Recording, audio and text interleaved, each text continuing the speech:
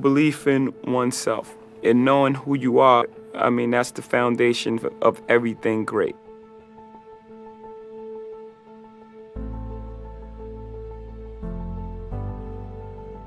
A risky business is going against the grain. The reasonable man adapts himself to the world.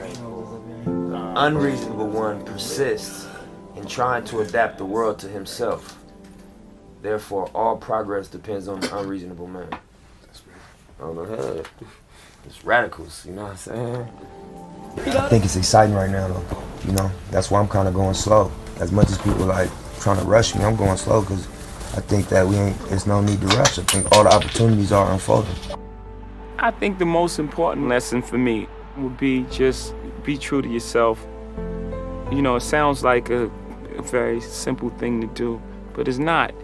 It's not simple to do with all the pressures to succeed and all the pressures to, once you succeed, to stay there. You have a belief in yourself, and sometimes, in most cases, it's a naivete about who you are and what you can contribute to the game. Everything in life is for your greatest good. No matter how difficult it seems at the time, everything is for your greatest good. It's just clearing you out so you can receive your blessings, even in tough times. Even the tough time is used for us to grow, for us to go through things. So when the good times come, we really appreciate it. But you gotta just believe everything is for your greatest good. And anything you want in life, you just gotta set your intention. When you set your, we that powerful, wow, every single person in here, we're that powerful as human beings, and you set your intention and you believe that shit with your whole soul, 100%, it's gonna happen for you, I promise you.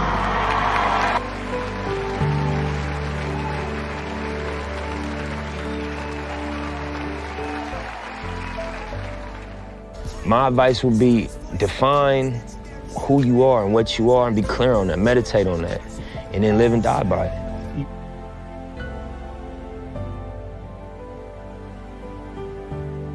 There's a knowing in being an artist. There's a knowing. You can't guess, you can't think. There's a knowing. You have to know that even if it doesn't work today, tomorrow, you have to have this knowing that this is the right thing and this is what I'm doing and this is what's feeding me. So that would be the best advice that I can give you. That knowing, just believe in what you're doing. And if you don't believe in it, then you're not doing it. You haven't figured out the thing that you do best yet. When you feel it and when you know, no one can tell you. You only have to be right. Yeah, I mean, I believe in you work with what you got, man. I was never a robber. I was always a hustler. Mm-hmm. And why I say that is that you can watch what other people doing, and this nigga on this level of the game, and it'll start poisoning your process, and you want to skip steps. Yeah. And I always believe that I seen niggas jump the gun and step outside of their comfort zone or what they known for doing and go get smacked and go get 100 years. So I relate that to music where, you know, when I didn't have a deal, you know, we did mixtapes. Yeah. That's what we could do. You know what I'm saying? We could buy some equipment, pay a producer to use the beat, and put it out. Instead of saying, oh, I can't do nothing, let me go just rush to somebody for some help. Work within the realm of what you got access to, and that was mixtapes. Yeah. And when I didn't have the internet or no fan base that cared, we was out the trunk with it. You know? Facts. And so I just believe in being, you know, embracing what you got around you, you know? And as your resources grow, level up, but it's never no excuse to not work. So that's how I embrace the mixtape game. Like, this is the level we at. And I know niggas dropping albums, but we ain't at that level. And we ain't gonna, you know, budge and go give up what we feel is important. That's what I had to that add. You gotta do anything you do with love, or you shouldn't do it, or it's gonna.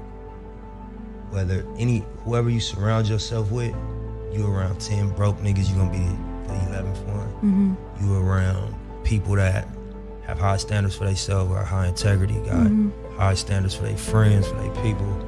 You know, that's gonna rub off, and you gonna have that type of energy around you. So if you with somebody and they somebody that's high energy or a powerful person, you know, that's motivation for you to stay on top of your game. Because, you know, somebody probably gonna call you out or it's gonna be lopsided. You know what I mean? And so, you know, I know my girl work. My girl bring home a check. You know what I mean? So it's like, what I look like falling off. You know what I mean? Not that I would feel like it's cool to fall off if I didn't, but it's just like, you got a little bit more of a daily reminder. You It's know like what I mean? steel sharpens steel. 100%. That's the simple way to say it. Yeah. You know? Period. The discipline as well, the discipline to not get caught up in the moment. You know, music is like stocks too. You know, there's the hot thing of the moment. You know, there's this hot electro sound or the hot auto-tune voice or the hot whatever's new and exciting, and you know, people tend to make emotional decisions based on that. They don't stick with what they know. This is who I am. This is what I do. And then they, jump on this next hot thing, and it's not for you. So for me, just having the discipline and having the confidence that in who I am. We were forced in the beginning. I wish I could say we were geniuses and said we're going to start our own company. That's not what happened. In the beginning, we went to every single label, and every single label shut their door on us. The genius thing that we did was we didn't give up. We didn't say, because these guys, we use that what do they know approach. We didn't give up at that point. I think that was the genius thing we did. We started selling our own CDs, and we built our own buzz, and then the record company came back to us. I feel the same way, bro. I didn't really graduate high school. I left early when I was like 14, but I was always, had books around me. My mom always, kept books in the house, and it made it important that I was well versed. Yeah. So it's a habit I just kept as I grew older. Yeah. And I just read things I was interested in. I started off reading magazines. That's how I learned about hip hop culture outside of LA. Right. By reading like XXL and The Source, hearing about classic albums from other places and all that. Right. And then like anything I was interested in, I read the magazines about it. Right. And I just started getting into books, and just like you said, a lot of my best ideas, a lot of my business savvy, which I ain't the smartest dude, but I know what I know.